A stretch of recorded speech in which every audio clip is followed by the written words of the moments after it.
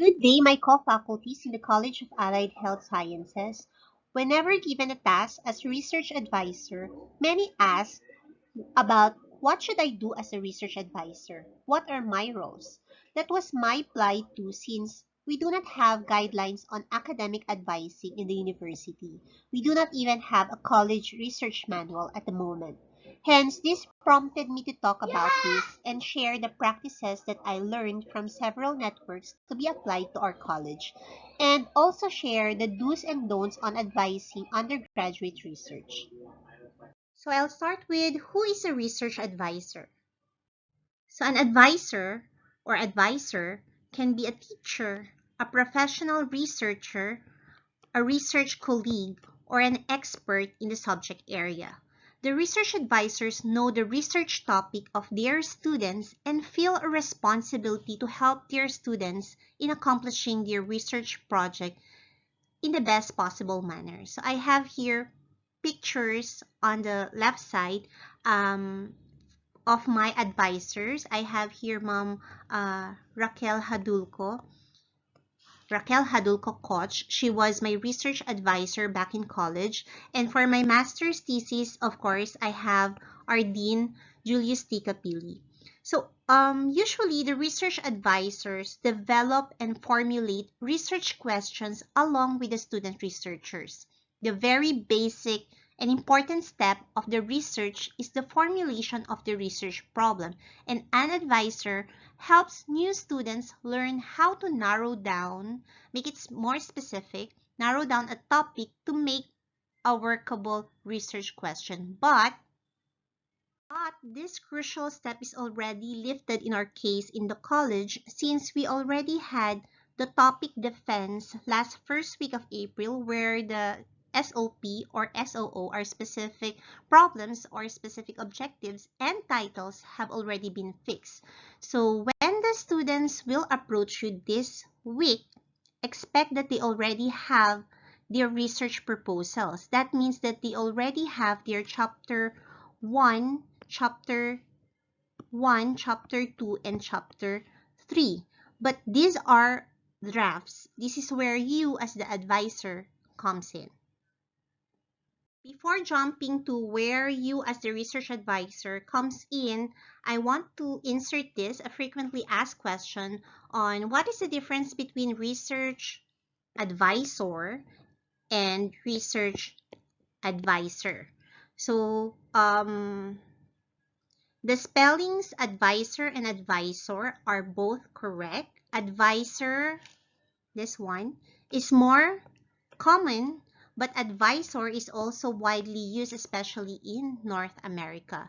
Advisor may be seen as less formal. Advisor is less formal, while advisor often suggests an official position. So both are acceptable for someone who gives advice. So both are correct. Another frequently asked question is, what is the difference between research advisor and research mentor? So as the research advisors, still, you help in every step of the research from the beginning until the publication of research, if makakarating hanggang doon, all throughout of the conduct of the research. Having said that, it can require a significant effort from the research advisor, for which you actually get little, if any, professional credit. Consume resources also, and take time away from directing students or performing your own research. So students are actually very lucky to have a good research advisor who can assist the student in taking the right direction in their research. Research mentors, on the other hand, might help you on and off when you think you need some guidance. So research mentors, we don't usually put them as authors in publications, also as authors in your thesis, but we acknowledge them as research mentors. Normally, we can see them in the acknowledgement section. So research mentors on and off, not throughout the research. In our Research for Development and Extension Manual of Operations, there's actually an overlap. There could be an overlap between a research advisor and research mentor. If the research group of students formed as a team was coordinated by a center manager to determine needs and possible involvement of students in their research, the research team is composed of researchers doing research aligned to the center. So when we hear center, I only know one center that is a link to our college, that is the NPRIC. So the mentor from the research team also serves as the thesis advisor. So now, where do you come in as a research advisor? So again, usually the research advisor comes in at the start, where you will plan together with your advisees the topic and narrowing down of research topics. But in our case, we're done with that. They're done with chapters 1, 2, 3, and this is where the research advisor comes in. Before the proposal defense, the research advisor shall accept designation as the research advisor. So there will be a thesis advising form that I will flash later. This is an agreement between the advisees and the advisor. And also, the research advisor will be checking the proposal.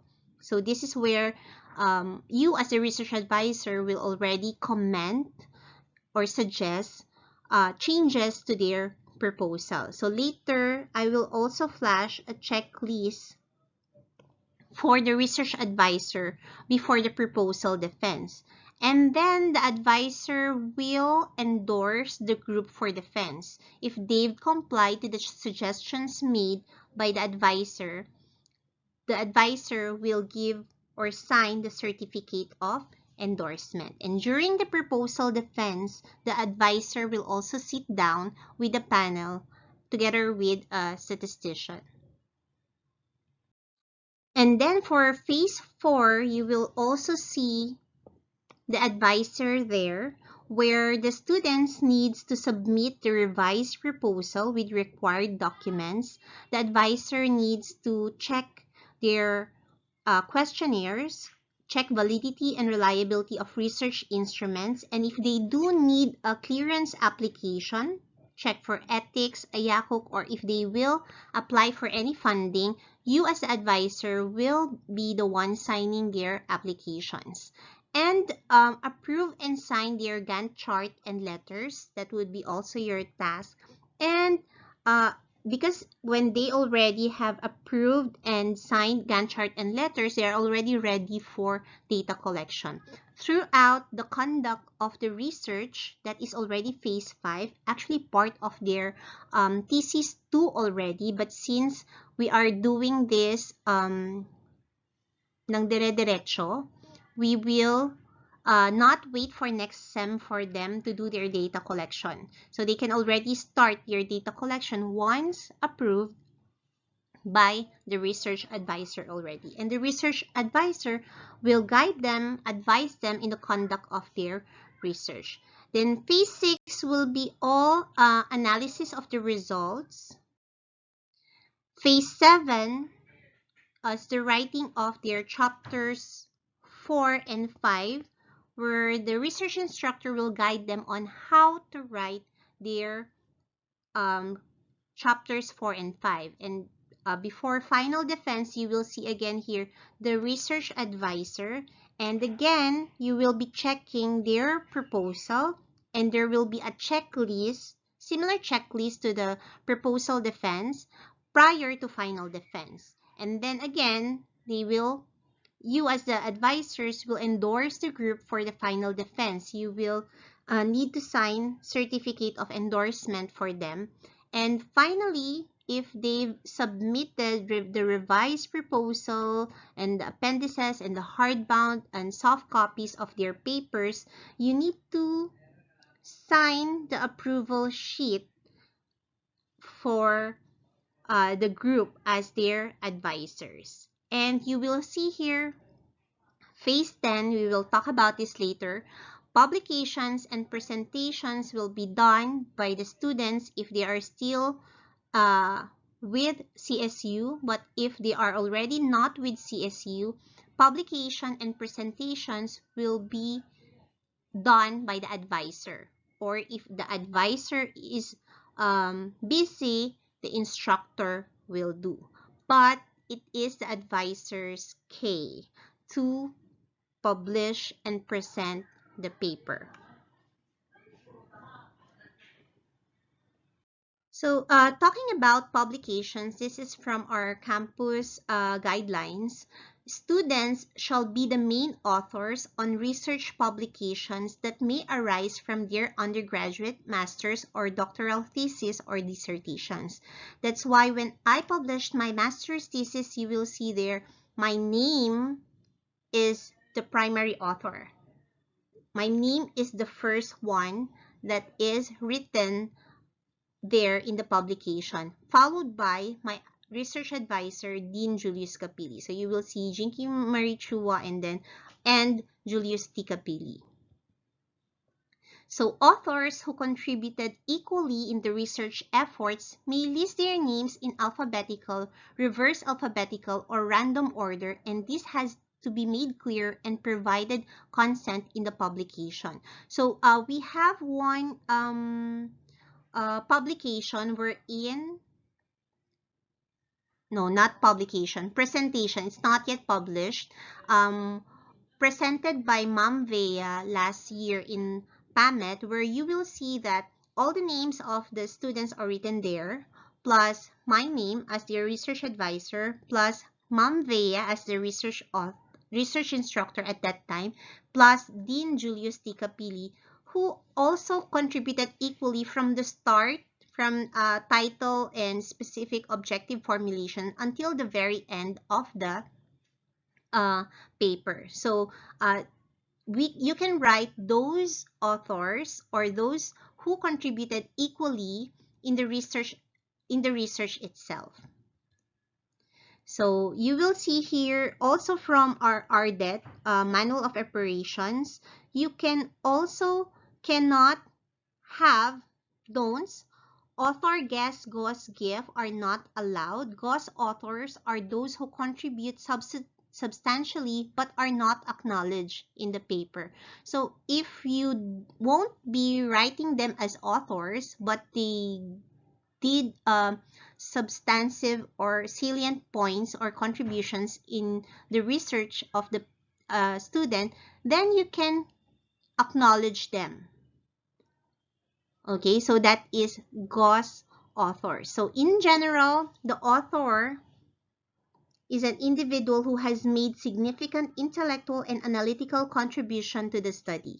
So it includes coming up with the original idea, developing the initial proposal, contribution on the setup of the project, conducting a proportion of the experiment or data collection, organizing support of the project, contribution in analyzing the paper, and writing the paper itself. And yes, so that's a big yes, you can publish the papers where you were the research advisors. So this is the thesis advising form. The first task that you need to do is accept designation as the research advisor. I adopted this from the form given to us during our seminar workshop with Dr. Hapos on research advising and paneling techniques last 2019. So let me read to you the contents. We agree to engage in advisor-advisee relationship in consonance to a thesis that will be written from, so the duration is important, so that will be written from, you can put there from 2019 to 2020 or specific months, May 2020 to December 2020, for example. And here I changed this because usually there's a pay or advisor's fee, but for our college, we don't have any payment for the advisor. So in here, it's written, we agree that the advisors will not pay any thesis advisor's fee.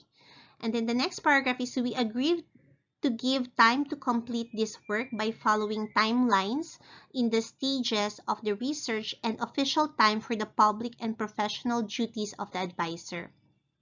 That's why we will require the students to give us a Gantt chart, and you and your advisee can actually make schedule on when they can actually ask you for advice. Like if you also for them to give you progress or progress report on what you're doing already with their studies. So you can ask them to give you updates every 2 weeks or every 3 weeks will do. And if there is an urgent or need to sign letters before their data collection, they can ask you like anytime if it is really urgent.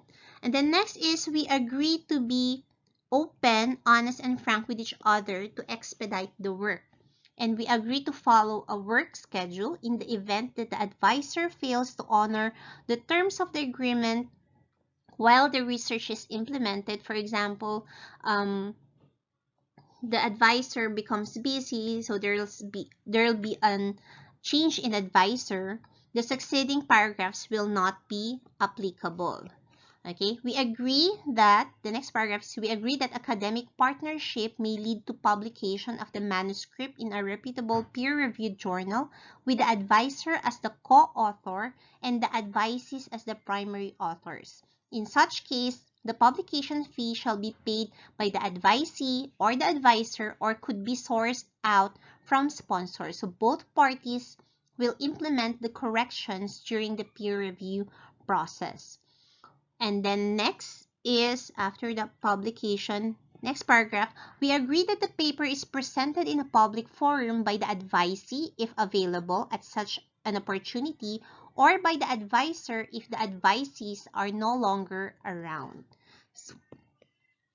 Excuse me. Only the name of the oral presenter shall be submitted to the conference organizer. Of course, if it's a professional category, the advisors will present. If it's a student category, the students will be presenting. Next is we agree to follow stringent quality assurance measures such as professional editing, plagiarism, grammar, readability tests, reference checking, intercontinental literature resources, and statistical software processing if applicable, among others. So this is later will be tackled on the roles of the research advisors. We agree to use various forms of contact such as face-to-face, online, through Zoom and Google Meet, Viber and mobile, email, social networks such as Facebook, Messenger, LinkedIn, among others.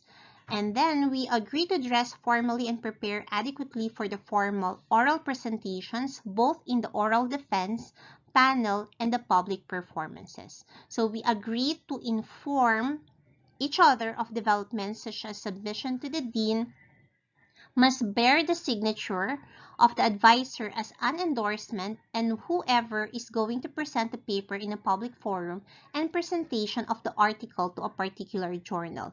And finally, we agree that financial benefit arising from the study, such as grants and awards, shall go to the advisees, while benefit from publication shall go to the rank and promotion of the advisor. Signed this blank of blank in the year of our Lord 2021 in Trigueros City, Cagayan. Signed by the advisees here and signed by the advisor, endorsed by the research coordinator, approved by the dean. So next is the checklist prior to proposal defense. So here is a checklist so that the research advisor will be guided on what to check on the proposals given to them by their advisees. So plagiarism tests conducted to the manuscript.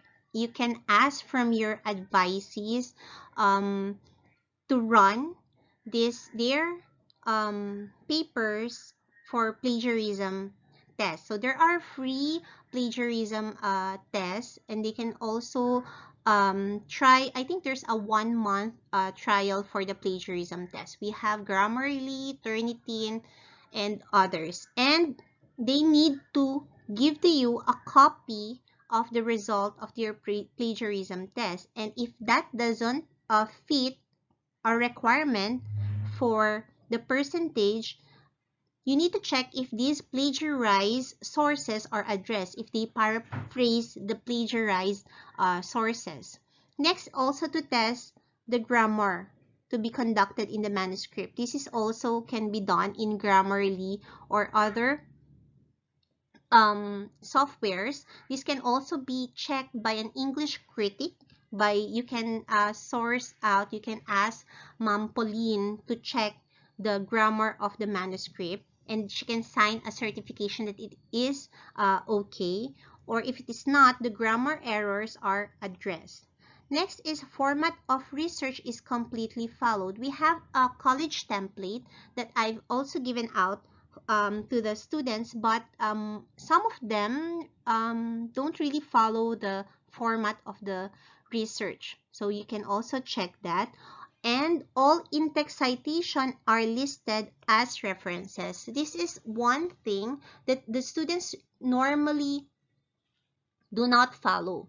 So you see that there is, for example, Chua 2020 in their RRL, but you don't see Chua 2020 in their references, in their bibliography. Most of them skips that, but I've already taught them on how to use Mendeley or EndNote. I hope they will be using that, but it is your task as the research advisor to check if these are listed there. Then you need to check if the title of the paper at the end of the proposal still fits the objectives and methods. And the names of the authors are complete. There's provision of trends in the literature completely discussed, provision of definition of gap in the literature as justified for the study, and theories for the conceptual framework and the literature review explain causality of variables. And the literature sources of their theories are also listed in the reference section. And looking at the objectives, they are not stated as activities of the research. The objectives are SMART. They can be measured using a tool and they could be analyzed. And there are inferential objectives that originate from the literature on causality or theories. And the literature review discuss all variables and causality in the objectives.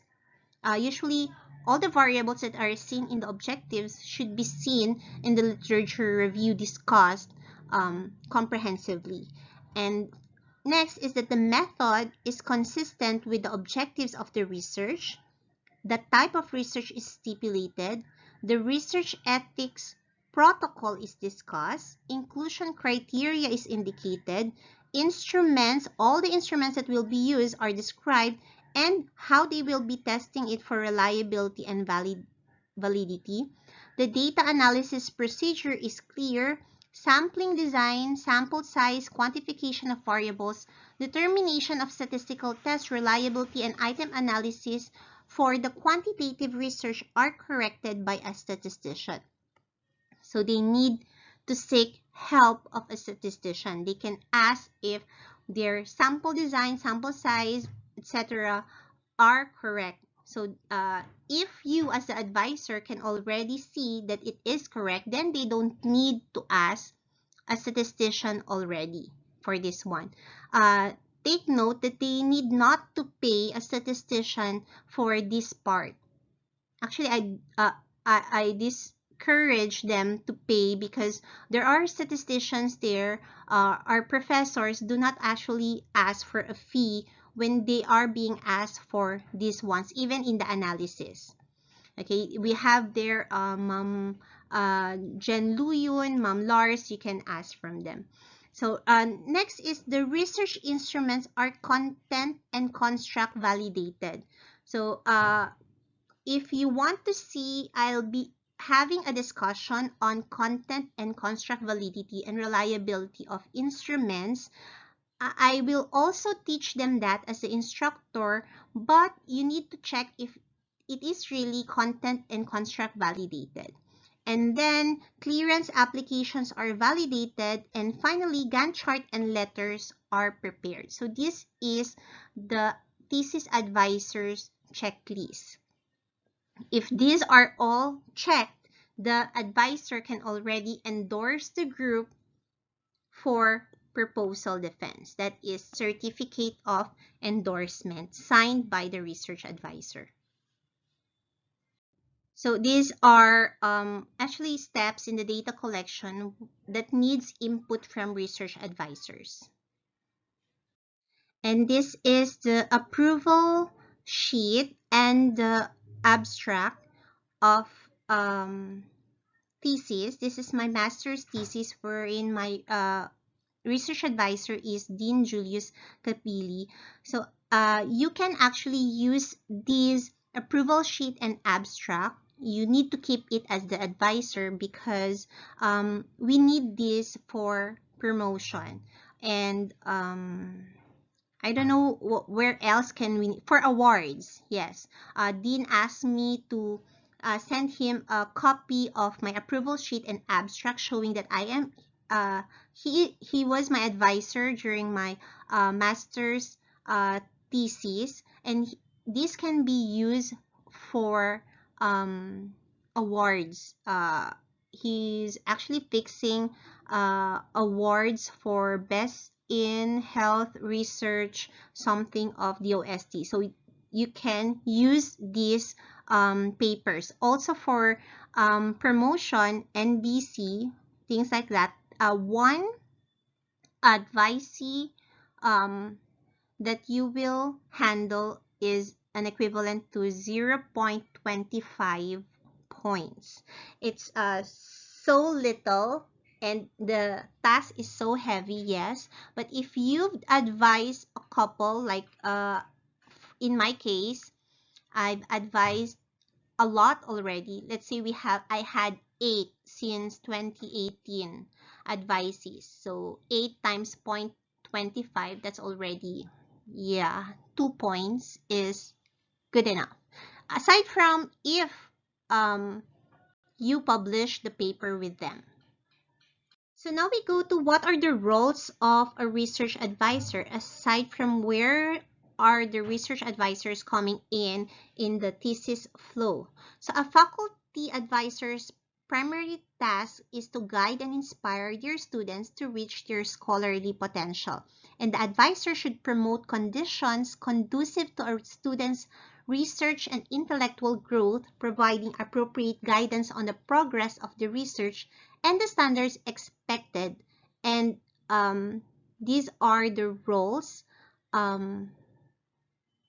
We have facilitating the student's intellectual growth and contribution to a field of knowledge. This is number 1 because research is a research, but what we really want to do for the students is to enhance their critical thinking skills, and that from theoretical, they are really doing practical works already to answer questions for our society. And next is guiding the student with the assistance of the research panel in the development of research study. That is already in the thesis flow. Assisting in the development and execution of the research program or project. It's also in the flow already. Being reasonably accessible to the student. So this is via, in our form, it's via telephone, electronic communication, or if it's already safe, in-person consultation and discussion on the student's progress and research problems. And what constitutes the reasonable accessibility here, reasonably accessible, may vary according to the discipline, stage of research, etc. However, an advisor must be in contact with the student frequently enough to be able to make an informed judgment on the student's progress on a weekly basis. So next is thoroughly examining written material submitted by the student and making constructive suggestions for improvement. Informing the student of the approximate time it will take for submitted written material to be returned with the comments. So for example, they gave you this week their paper.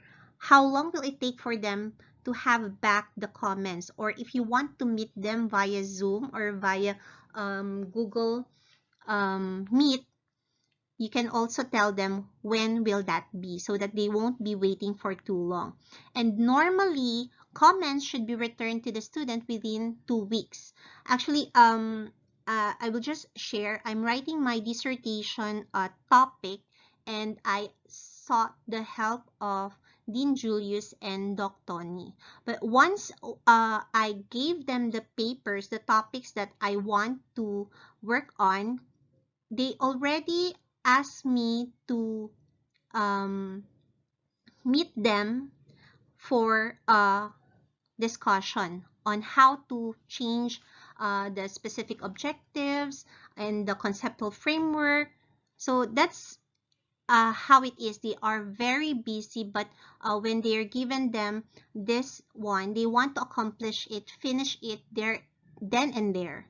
So normally, that would be 2 weeks. But all those circumstances such as absences from campus or unusually heavy workload may require that the advisor take longer than 2 weeks to review the student's work.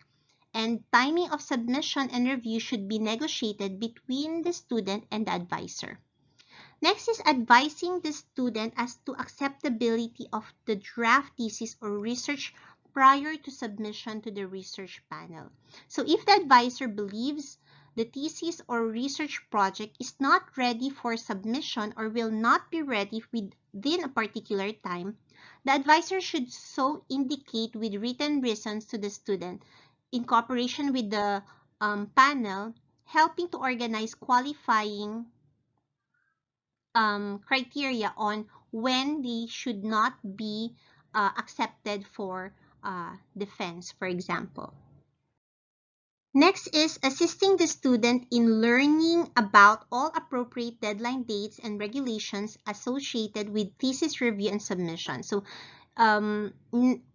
we've already seen the thesis flow, and you will be notified for dates of like defense or submission of papers. Next is giving ample notice of extended absences from the campus, such as research leaves. For example, for Ma'am Lily, pag naka-maternity leave siya ulit, okay, she needs to notify her advisees and making satisfactory arrangement for the advising of the student when the advisor is on leave or on extended absence from the campus, where a faculty member knows that they will be on leave for part of student's program prior to the start of the study. The student should be informed of these at the outset. And depending on the length of the absence and the stage of the student's program or study, it may be necessary to make arrangements for an interim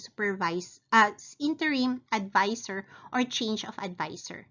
And next is advising the student of regulation designed to provide him or her with a safe environment, especially now or during the pandemic. Now, finally, what are the roles of the research advisees? So number one, students should create a group chat for easier communication with their advisor. They can actually